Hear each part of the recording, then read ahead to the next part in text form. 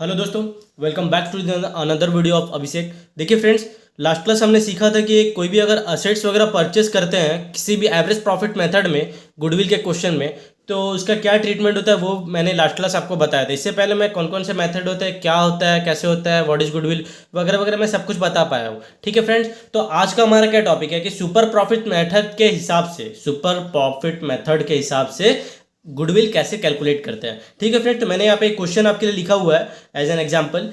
तो अब हम लोग इसको एक बार सॉल्व करके देखते हैं तो हमें पता चलेगा कि कैसे सुपर प्रॉफिट मेथड के हिसाब से गुडविल का वैल्यू निकाला जाता है, किस प्रकार वैल्यूएशन ऑफ गुडविल किया जाता है। ठीक है फ्रेंड्स, तो देखिए, a partnership firm earned net profit during the last 5 years as follows। the partnership firm, एक पार्टनरशिप फर्म है जो 5 साल का प्रॉफिट इस तरीके से कुछ कमाया। कितना कितना कमाया भाई? पहले साल में 40, 50, 55, 70, फिर 85, इस तरीके से उसने 5 साल करके प्रॉफिट कमाया है। ठीक है भाई, अब क्वेश्चन आगे बढ़ते हैं हम लोग। आगे क्या लिखा हुआ है कि the capital invested of the firm, मतलब कि जो फॉर्म में कैपिटल लगाया गया है वो कितना लगाया गया? 5 लाख रुपए लगाया गया है। The fair return on the capital 10% per annum, मतलब कि बेसिकली इंटरेस्ट ऑन कैपिटल ही हो गया। नॉर्मल प्रॉफिट भी जो होता है वो बेसिकली पार्टनर्स को मिलने वाले फायदा को ही नॉर्मल प्रॉफिट बोलते हैं। ठीक है फ्रेंड्स, अब नॉर्मल प्रॉफिट क्या होता है हमें आगे पता चलेगा। खैर, मैं उसे अपने सबसे पहले वीडियो में बता चुका हूँ।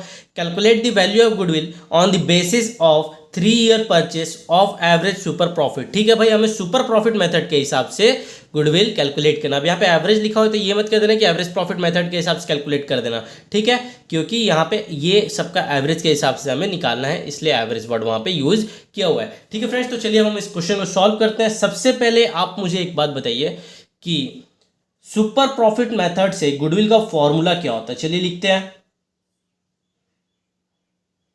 ऐसे लिखते हैं। चलिए,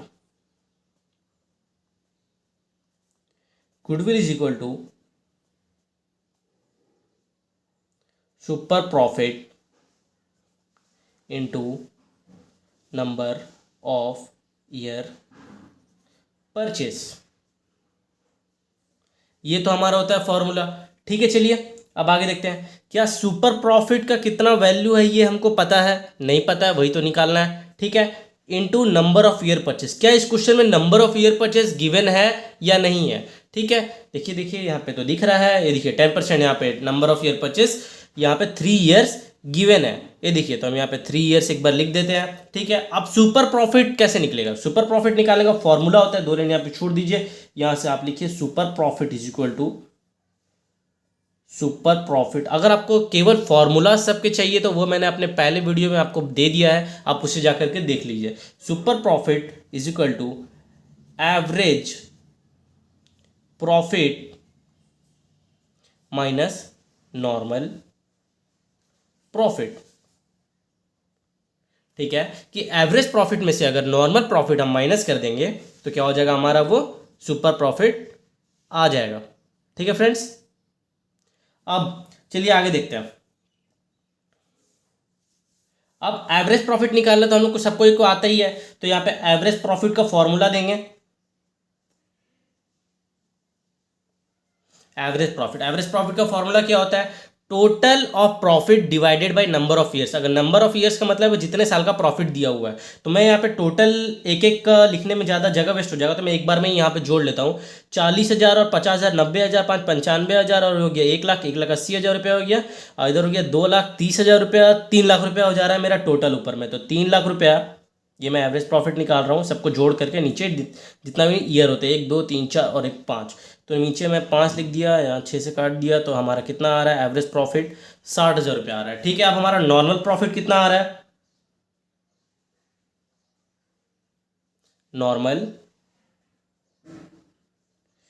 प्रॉफिट का फॉर्मूला क्या होता है? Capital employed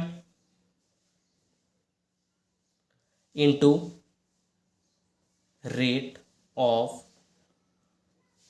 return. सिंपल तरीका से मैं कर रहा हूं, capital employed into rate of return. ठीक है फ्रेंड्स, तो कैपिटल एम्प्लॉयड क्या क्वेश्चन में गिवन है? हाँ, क्वेश्चन में गिवन है, 5 लाख रुपए दिया हुआ है, तो हम 5 लाख रुपए लिखेंगे। इनटू रेट ऑफ रिटर्न कितना दिया हुआ है? जी हाँ, 10% दिया हुआ है, तो 10 डिवाइडेड बाई 100 हो जाएगा। यहाँ काट देंगे, हमारा यहाँ पे आ जाएगा वैल्यू 50,000 रुपये। ठीक है भाई, 50,000 रुपये आ गया।